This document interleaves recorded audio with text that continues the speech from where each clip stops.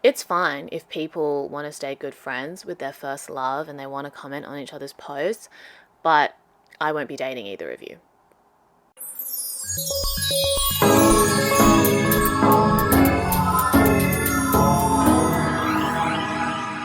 Hi! Welcome back to Friend Crush. I'm your host, Amber Killer. This is my video series / podcast where I talk about stuff and things cute, chaotic, and critical thinking. If you are watching this on Spotify, I recommend you subscribe to my YouTube because I probably won't be updating the Spotify or like the podcast audio anymore.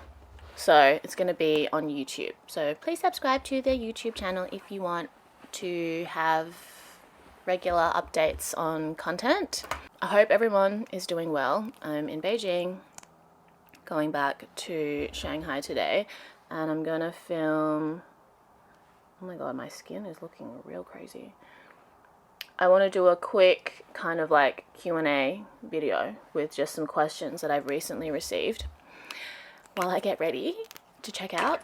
So I'm going to be talking about university, my experience with university, celibacy versus incels, dating someone who's friends with their first love or their ex, and breaking up with a guy friend that you've hooked up with. Okay, also, obviously this is like my opinion, and I am not saying that you have to do what I say and that my opinion is superior to other people's. I'm just here to provide you an alternative or an additional perspective so that you can decide what's right for you. Because what I want in my life or what is compatible for me might not be compatible for you. And I really believe that it's not about finding someone that you agree on everything with. It's just about expanding your worldview and then being able to better like focus in on what it is that you really want for yourself, rather than assuming that there's going to be someone out there that's going to tell you exactly what you need to hear. Like for me and how I've had to like figure out who I am, it's like a research project. You know, I'm looking at all different sources, seeing what different people's approaches and opinions are about certain things, and then coming to my own conclusion in terms of what is going to be right for me at any given stage in my life. So something that worked for me maybe when I was younger isn't necessarily going to work for me now, and what works for me now might not work for me when I'm older. And I think for me, I really value being able to be adaptable and change and grow and evolve and leave behind who I was and enter a new era, a new chapter. And it doesn't have to be something that's like superficial. It's not necessarily something that people can see on a surface level. It's more about my relationship with myself and my relationship with my past self, present self, future self, and then the relationships I have with the people around me by extension. Caveat, okay? So don't think that I'm telling you what to do, even if sometimes I use very firm language. It's because I'm talking to myself. So first question that I got was, what are your thoughts on dating your best friend's brother with your friend's consent? I think if you and your best friend's brother really like each other and you have your friend's consent, then go for it. I mean, as long as you are going into things with an open mind and an open heart, I think you just have to let life take you where it wants to take you. And if the attraction is really strong between you and your friend's brother, and there's also like mutual respect there, not just like a physical desire, then I think you should go for it. I think if you just want to hook up with your friend's brother, maybe that would be not as advisable, because you can actually just hook up with anyone. But if you really want to like pursue a relationship with someone, why not? You never know. Next question. How do you release your fear associated with stopping people pleasing? So my last video was on people pleasing. And when I have like a moment where I'm wondering like what kind of decision I want to make, and if I'm temporarily regressing into a people-pleasing state, I ask myself like, why do you have to suffer in order for other people to benefit? That's what I ask myself. Why should it be me that has to take an L so that everybody else can have a good time? It should be we all get to have a good time together. It's like, of course, I've mentioned that there are times when you will make a sacrifice and you will make a compromise, but that's different to living in a constant state of prioritizing other people's needs over your own. And I think that if I had to choose between protecting myself and disappointing someone, and disappointing someone is different to disrespecting someone, okay? But there are people out there who will manipulate you into thinking that the disappointment that they experience because you have chosen to do something in service of yourself rather than give up part of yourself for a situation or a relationship, they will act like you've disrespected them. But you haven't, okay? You've disappointed them. They can't take it with grace. That's their problem. So I always ask myself, like, why do I have to take an L in this situation? And is it going to be worth it for me to do that long term? Is it in line with my own personal long-term goals? And again, it's also not about like me over this person. It's like, you have your thing, I have my thing. There's no reason why they need to become intertwined and I have to take an L or you have to take an L. Like, when you're dealing with like people pleasing dynamics, it's usually like a personal relationship or like a work relationship or something. So think about what's at stake. When you are getting paid, it's a different thing. You have obligations, contract for requirements, and you need to think about like the direction that you want your career to go in or your work to go in. But when it comes to personal relationships, it's like you want to be around people who give you the space to have your needs met and you to be able to do that for them too. And you can only experience that with other people when you do it for yourself, when you maintain your boundaries. You can't expect other people to know exactly what it is that you want, so you need to take that time, process the emotions that you have around whatever decision you're making, and then make a decision rather than telling people, like you have to take action and say, no, I'm not going to be able to do this, and then you don't do it. Or yes, I can do this, but I can't do that. You need to have like congruence and integrity between what you say and what you do. Easier said than done, and not like it's going to be a perfect process, but being able to process that and communicate it. And I think that when you do it for yourself, your outer world will reflect back to you, okay? So the people that are already in your life, they will either allow for you to have that space to have your needs met and you extend it to them, and then your relationship takes on a new form, or you realize that there are people around you that will not hold that space for you. And then you have to decide whether you still want them in your life and to what degree. It's not like you're able to hold onto your boundaries and then suddenly everyone around you is going to be able to do that. Some people will, some people won't. The people that won't, you need to take responsibility for deciding how much of their presence you want in your life. And then if they're not compatible with you anymore, that creates space for new people that are going to enter your life, and that you can mutually slay together by honoring each other's needs and boundaries. And it doesn't have to be personal. Well, most of the time, everyone is just in a different place in life, and the direction that someone is going in isn't always going to be compatible with you.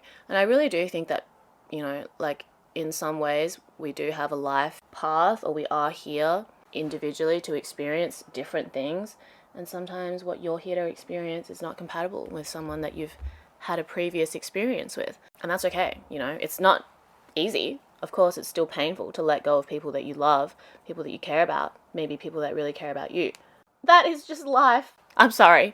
I've thought and I've searched for answers, and I've wondered and I've questioned. Sometimes you just haven't been alive long enough to meet the people that are really going to have a deep impact on you.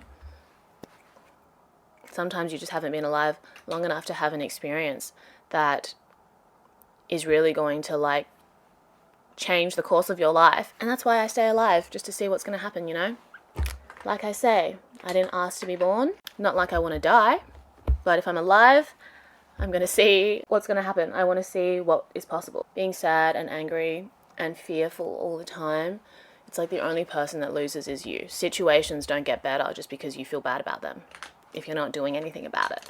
So that's why I think when you learn to start honoring yourself and creating that space for yourself by acting on what's important to you, making those tough decisions, that's when you see your life really change. And then that's how you see the world around you change as well. Be the change you want to see in the world.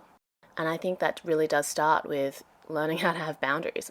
It doesn't seem connected, but it is connected, okay? To hear your experience and tips on becoming a content creator. I think you just have to do it. I just enjoy doing it. And I think the difficult thing for me is always being consistent, because I just kind of have maybe like a bit of a chaotic time management approach. So I try to be as consistent as I can, but at the same time, like, I don't need content creating to be like a full-time job for me. So I also take breaks and, you know, give myself time off. Don't force myself when it doesn't feel natural to be in front of the camera or whatever, or to post. And yeah, I think you just have to be consistent if you want to like build an audience, I guess. But honestly, I'm just like here to have a good time. I really appreciate the people that tune in to the stuff that I make and the things that I do in my little corner of the internet. But yeah, I mean, I only have 500 subscribers on YouTube at the moment. Who knows what will happen? Just have fun with it, you know, and try to make content that you want to see, rather than making content that you think people want to see. I mean, find a balance between those two things. I actually don't understand how my algorithms work when it comes to what I make being pushed or not pushed, especially on TikTok, because I feel like the videos that I've made that have done really well are always the videos that I least expect to get any traction. And I'm usually like not wearing any makeup and just like spitting off the dome.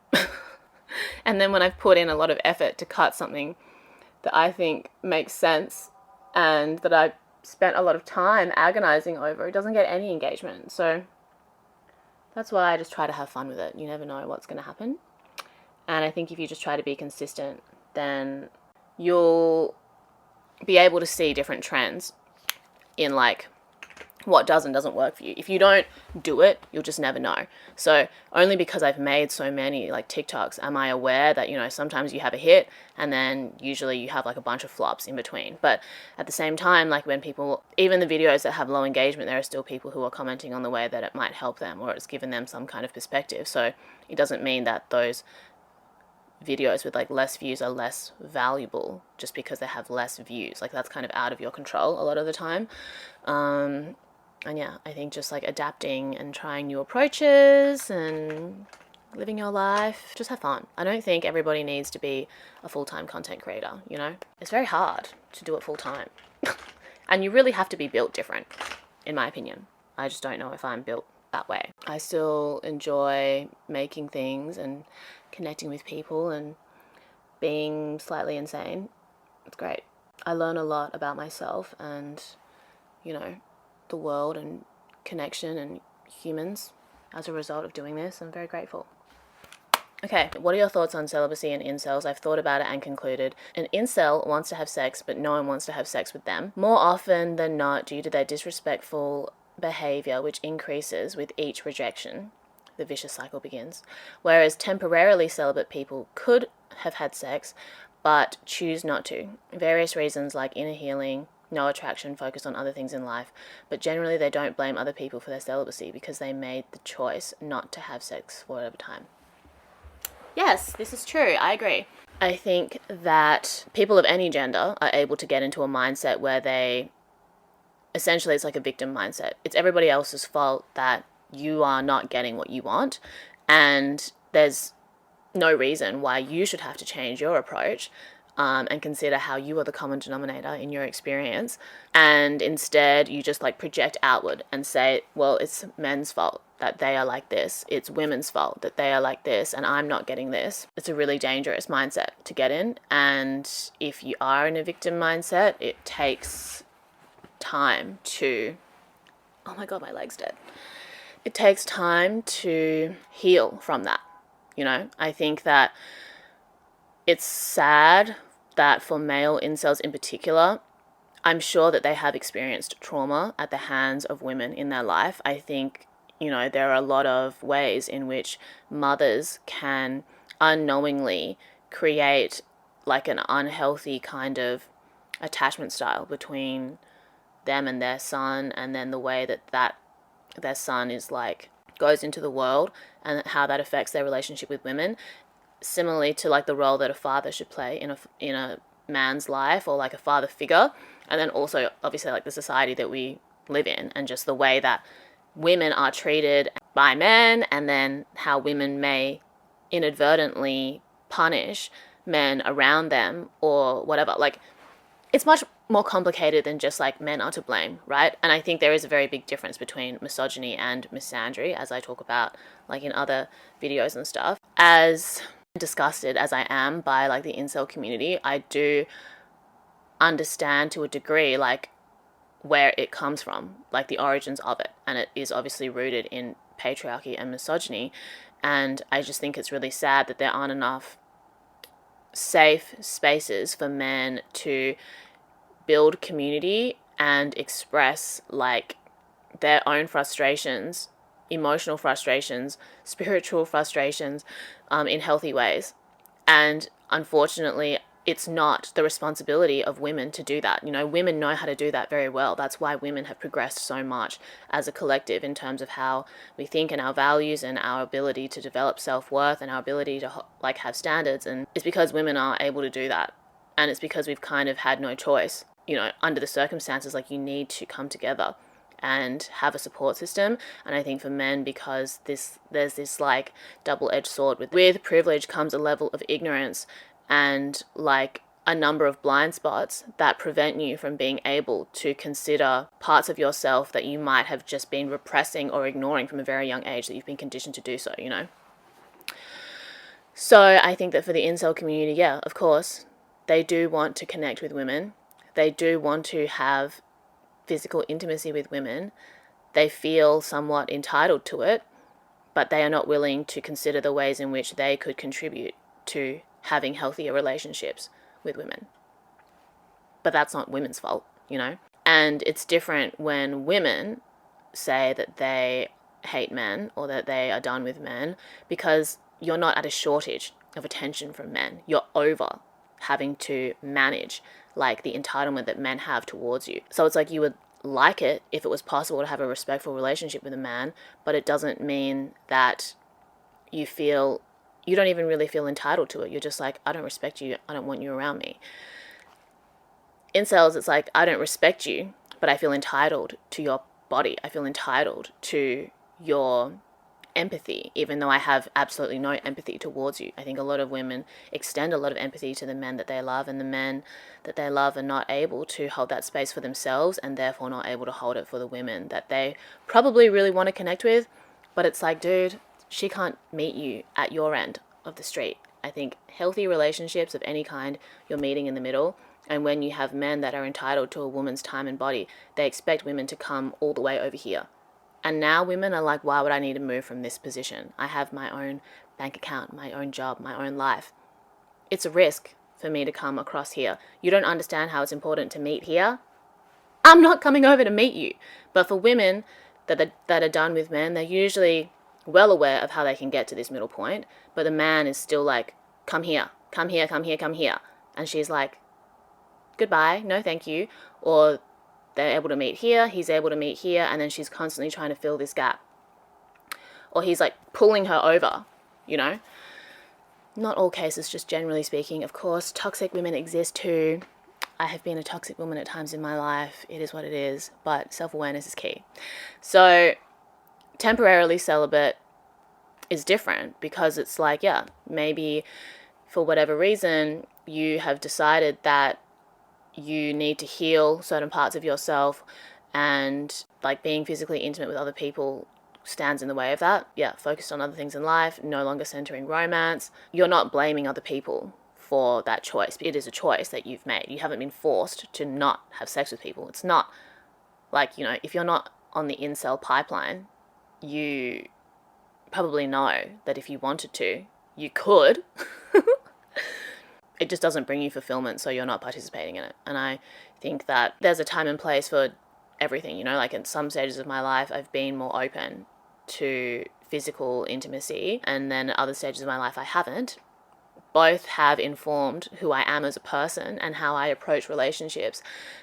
And for me, I think that hookup culture, especially for women and men, is like just not as empowering or as fulfilling as people want to make it seem like it is. I think in the West, if you're critical of hookup culture, it's like, oh, well, people should be able to do whatever they want with their bodies and blah, blah, blah, blah, blah, and like this is purity culture.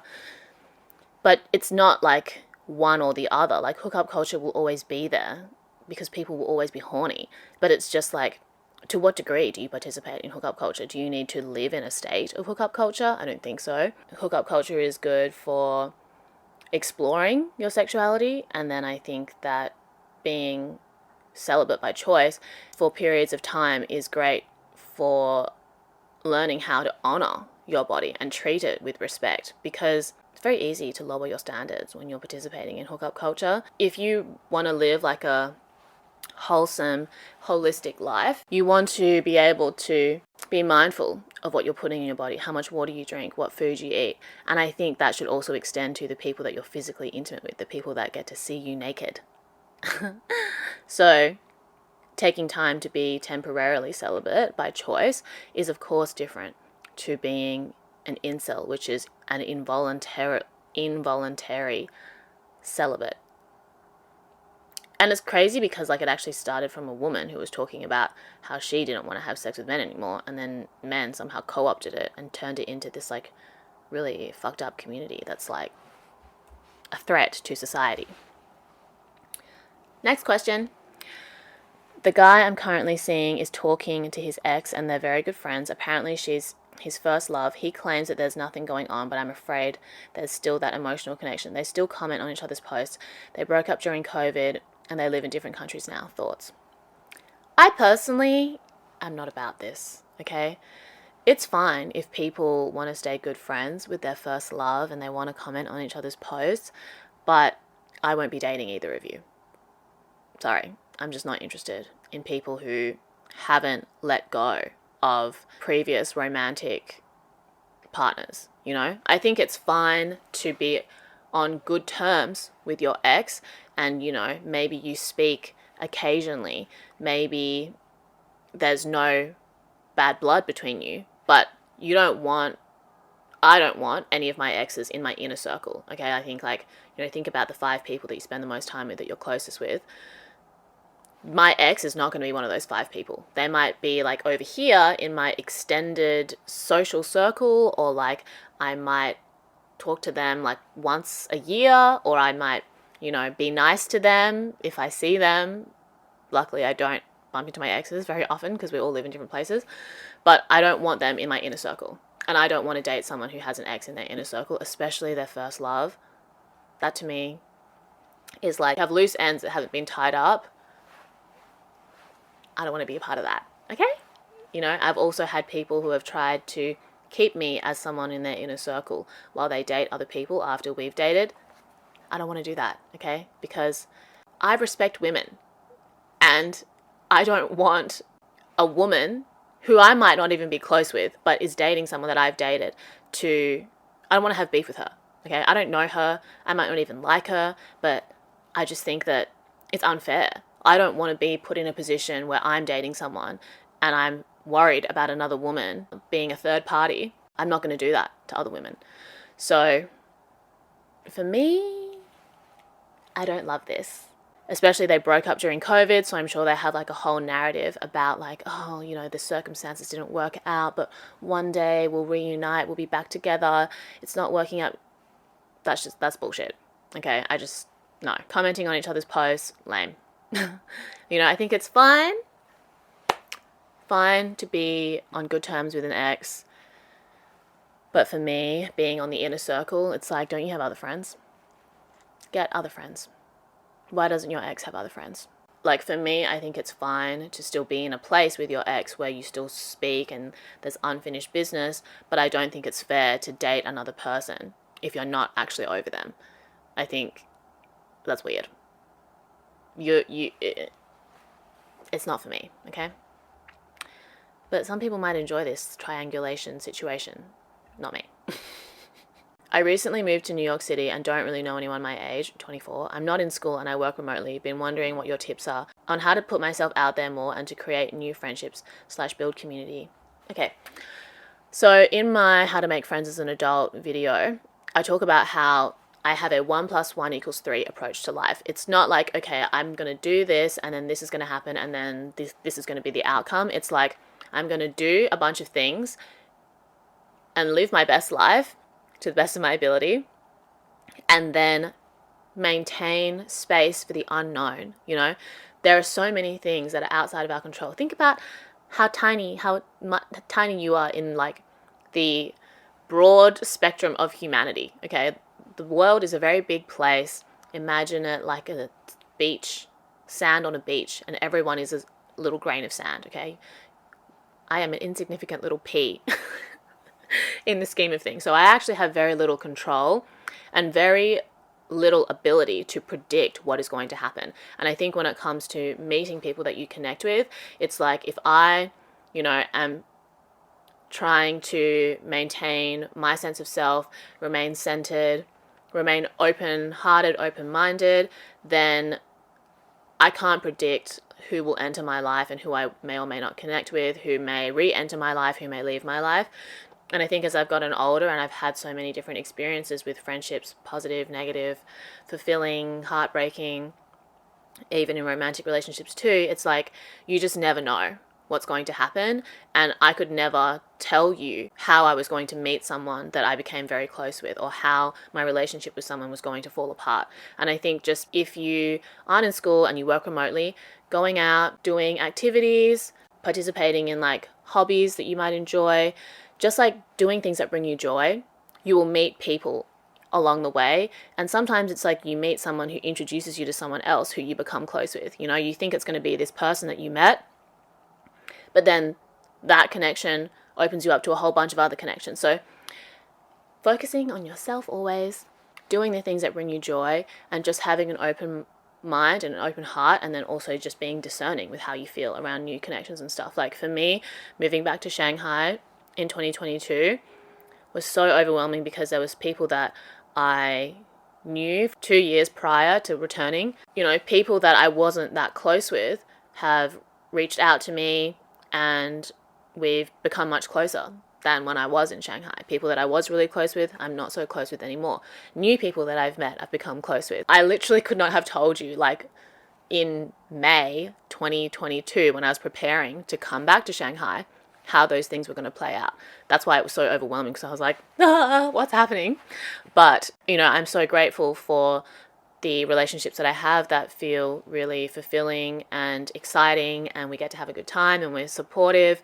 And I'm also grateful for the friendships that I did have that maybe, have taken on a different form as well. So yeah, I know that that's not like, if you just do this, then this will happen. But I just don't think that life is actually like that. And I think it's so much more exciting and rewarding and fulfilling when you are open to things just happening. Like we've all had moments where we just experience like synchronicities, things that you could never have predicted, but are somehow like just feel really right at the same time. And sometimes things that feel really right in the moment, they're not going to be right forever. Okay, it's not going to be compatible forever. And just being able to appreciate like both sides of the experience, how I like to live my life. There's a guy who I feel keeps disrespecting my time by making plans but not following through, and then saying he fell asleep or didn't see my text confirming, or had to take his mum somewhere last minute, blah blah blah. I'm done with him on a romantic level, but we were cool before, wondering if I should communicate this to him or just leave him be. It's been a week since I've texted him back already, so I kind of feel bad, but at this point it's clear we aren't compatible and his behavior hasn't changed, even after I've communicated how I feel about when he doesn't show up. Anyway, I guess my question is, do you recommend just leaving him be and not responding to him, or tell him I'm good, I'm off him? I think it sounds like you're done and you just want to give this person another chance to redeem themselves. If you think that it's clear that you're not compatible and that his behavior hasn't changed, then that's just who he is. If you want him in your life, he's always going to be like this. He's not going to turn around and be like, wow, suddenly I'm a new person and I'm going to be really great at communication and I'm going to make sure that I follow through on my word. Maybe he becomes that person one day, but it's not your job to wait around and find out if that's what you want now. Like, you need to accept the people in your life, regardless of whether it's a friend, regardless of whether it's romantic, as they are now. They can change, but you have no control over how they're going to change. So I think that if you can't accept him as he is now, then it's easier to just walk away. Maybe he becomes the person that you want him to be, but no guarantee of that. And what's the point of waiting and seeing? I don't think he's going to appreciate you more just because you hung around for him to become a better person. If anything, when people become different versions of themselves, they want new people around them. It sucks when there's someone who you were on good terms with before you started being romantically involved. You no longer feel like you're on those terms anymore, but it happens. And I've definitely been in situations where I'm like, oh, I don't want to lose this guy as a friend. And then they don't treat me like someone. They treat me like someone that is worth losing to them. So then I'm like, well, bye. Guess we're not friends. This is why I think it's so important to have, healthy platonic friendships around you so that you understand what it means to be treated with respect, separate to just romantic attraction. Now that you don't have romantic attraction with this person, they don't treat you with respect anymore. Why do you want to be friends with them? I have friends that treat me with respect. If a guy that I'm dating doesn't treat me with respect, I'm like, why would I want you in my life? You are technically auditioning or coming into my inner circle. And if you can't meet the standards of what it takes to be in the inner circle, don't be in it. And it doesn't mean that it's not hard when you might have feelings for someone, when you might be attracted to someone. But my relationship with myself and my relationship with my life in general is more important than my relationship with someone who doesn't respect me, who doesn't follow through. And it's not fair, but it's just how it is. And whoever this person is, like the guy, there are probably other people in his life that accept him for who he is and tolerate that behavior. Everybody has different standards. Everybody has different preferences. Everybody has different levels of tolerance for different types of behavior. Your inability to tolerate someone's behavior, you don't have to feel bad about that because they'll find people that are at his level, The spectrum of the human experience is very wide. Incels have found each other. That's like very bottom of the barrel shit. So this guy, you don't need to feel a type of way about him, not being in his life anymore. It sucks because like his life would probably be better if you were in it, but that's something that he's going to have to discover on his own in your absence. I'm a law student in Australia and was wondering if you could dedicate a little bit of time, whenever possible, to talk about your experience undertaking the degree and your decision not to go into the legal career. Thank you so much for your thought-provoking episodes. So I think that even though I didn't pursue a career in law, I'm very grateful for the education that I've had because I recognize that it is such a privilege to get an education, to have had the space and time to spend on just like learning, even though I don't feel like I learned that much about the law specifically in detail. That was a period of my life where I was extremely depressed and I learned a lot about myself. And I also learned a lot about like writing and editing and that kind of thing. I also learned that for me personally, I probably wouldn't make a great lawyer. It's just not for me. And it's unfortunate that it was very expensive thing for me to learn, very expensive lesson, and I recognize the privilege again. For me, like, I don't regret it, but also because I don't feel like I have a choice. It doesn't make sense for me to look back and be like, oh, I wish I got this other degree instead, and then my life now would be different. Like, my life is the way that it is because of the things that I have or haven't done in the past. And I think when you have radical acceptance for that, you can live like in the present moment much better. And I definitely had periods of my life where I really didn't understand why I was doing my degree, why I even, like, whether I should have even have done it, but now I'm kind of like at peace with it. I think for me also because I didn't want to live in Australia, at least for a period of my life, having a degree helps you a lot logistically. When you go overseas, when you need to apply for visas and work permits, having a bachelor degree is usually like the minimum requirement for education. And of course you can still get into work experience and have that on your resume and use that. For me and my personal life path, it was going to law school and not becoming a lawyer. I think that different people are built different. There are some people who go through law school and it's like they were born to be a lawyer. They thrive in those environments, or they're extremely good at committing to that role. And it was just very obvious when I was at law school that I was not one of those people. I consider myself extremely lucky that I was able to recognize that and then also not be pressured to pursue something that was like fundamentally incompatible with my personality and who I am. The stories that I admire the most in terms of like other people's career trajectory are people who have done all different things in their life. You know, maybe they studied law, then they became a designer. Maybe they studied engineering and they became a musician. Maybe they studied finance and they became an artist. Maybe they studied art and then later on in life worked in the corporate world. I think for me, in order to have like a fulfilling and interesting life, you need to do like different things at different stages. And you would be surprised at the way that all of these things interconnect. You know, like even though I work in the creative industry, it's still important for me to have like an understanding of how to negotiate and how to communicate. And those are things that I learned in my law degree. It's not for me to say like you should finish your degree, you shouldn't finish your degree. Personally, I think if you have the privilege of access to education, it's worth finishing, even though, it is just a piece of paper. If you're already like 3 years deep into a 4-year degree, just finish it. I think if you didn't pursue university and you have been able to have really amazing work opportunities, there's no reason why you have to go back and study if you already know what you're doing, right? You know, I didn't have like a clear path or a clear alternative to law, and I think that because like I really wanted to do creative work, my mom told me, she was like, you are a creative person, so you will always be able to have creative ideas and you can always go to art school later if you want to, but it's amazing that you even got into law school. It's a privilege to get an education, and that is a degree that not everybody can get. So you may as well finish it, you know, and she encouraged me to finish it against my will. And I'm glad that she did, because I wouldn't have pushed myself that hard to finish it without my mom telling me that I should. And I'm glad that she isn't like a typical tiger mom and said that, well, now I have to be a lawyer too, because I might not be alive today if that was the case. I consider myself very lucky to have been able to get an education like that, even though the whole like 6 years was a blur. It is what it is, you know? It's made me who I am today. I'm not that mad about it.